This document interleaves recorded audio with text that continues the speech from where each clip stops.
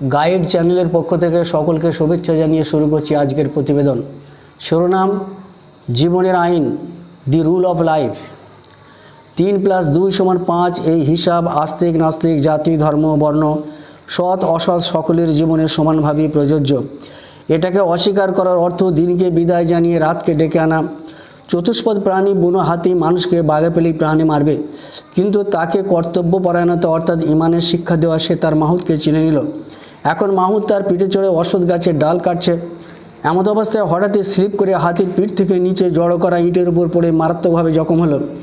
এখন জখম হওয়া মাহুতকে ওই হাতিরই পিঠে চড়িয়ে অর্থাৎ অন্য মাহুত নিয়ে যাচ্ছে নিকটবর্তী চিকিৎসা কেন্দ্রে।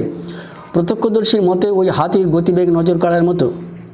যাক, এখন চিকিৎসা কেন্দ্রে গিয়ে হাতিয়ে বুঝলো তার মাহুত মারা গেছে।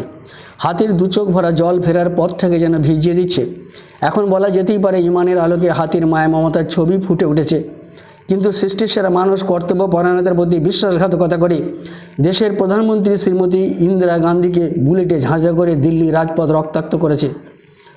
শিক্ষার সঙ্গে ইমান যুক্ত থাকলে এরকম নিষ্ঠুর মর্মান্তিক বেদনাদায়ক ঘটনা কখনই ঘটত না। নার্সিংহোমে মারা যাওয়া রোগীকে ভেন্টিলেশনে রেখে কৃত্রিম উপায়ে নাড়াচাড়া করিয়ে মোটা টাকা আদায় করার অভিযোগ উঠছে কর্তৃপক্ষের বিরুদ্ধে। অন্যদিকে কর্তব্যের প্রতি উদাসীনতার অজুহাতে ডাক্তারদের উপর জনগণ চড়াও হচ্ছে। পরীক্ষার প্রশ্ন ফাঁস করে আমার মতো অযোগ্য ব্যক্তিকে ডাক্তার, মাস্টার, উকিল, অফিসার করে দেশের বুকে দুর্গতি ডেকে আনা হচ্ছে। খেলোয়াড়রাও ঘুষ কেলেঙ্কারিতে যুক্ত হয়ে দেশের মান সম্মান বিকিয়ে দিচ্ছে। স্কুলে পড়াশোনা হচ্ছে না এই অভিযোগও কাদা ছোঁড়াছুড়ি চলছে। এমনকি সেনাবাহিনীর লোকজনও পরিস্থিতির সুযোগ নিয়ে ধর্ষণে লিপ্ত হয়ে পড়ছে।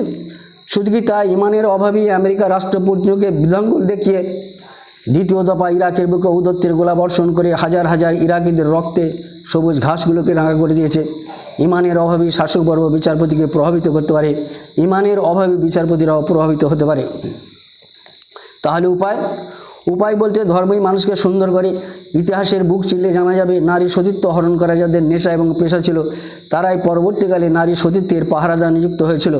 চুরি করে স্বেচ্ছায় ধরা দিতে এসেছে, অবৈধ সন্তান গর্ভে আসায় প্রায়শ্চিত্ত স্বরূপ নিশ্চিত মৃত্যুদণ্ডকে গ্রহণ করেছে। কিন্তু আজকের দিনে দেশের রাজনীতিবিদদের কাছে এহেন আচরণ আশা করা যাবে কি? অবশ্য উল্লিখিত ব্যক্তিরা ধার্মিক ও চুরি ব্যবচার মধ্যে জড়িয়ে পড়লেন কেন, সে আলোচনা আপাতত এড়িয়ে যেতেই হচ্ছে। এখন মূল স্রোতে ফিরে এসে বলি, মানুষ ধর্মকে সুন্দর করতে চাইলে ধর্মের জরাজীর্ণতায় প্রকাশ পায়, অর্থাৎ ধর্মটাই যেন মানুষের উপর ভর করে স্বর্গ পেতে চাইছে। তাই পুনরাবৃত্তি শুরু বলতে হয়, ধর্ম মানুষকে সুন্দর করে, অর্থাৎ সহজেই বোঝা যায় ধর্ম রাজনীতিকেও সুন্দর করে। তবে মানুষ ভালো প্রবৃত্তি নিয়ে জন্মালে রাজনীতিতেও তার প্রভাব দেখা যায়। রাজনীতির জগতে নিজে ভালো হলেও অপরকে ভালো করা কঠিন হয়ে যায়, এমনকি নিজেকেও ভালো রাখা হয়তো দুষ্কর হয়ে পড়ে।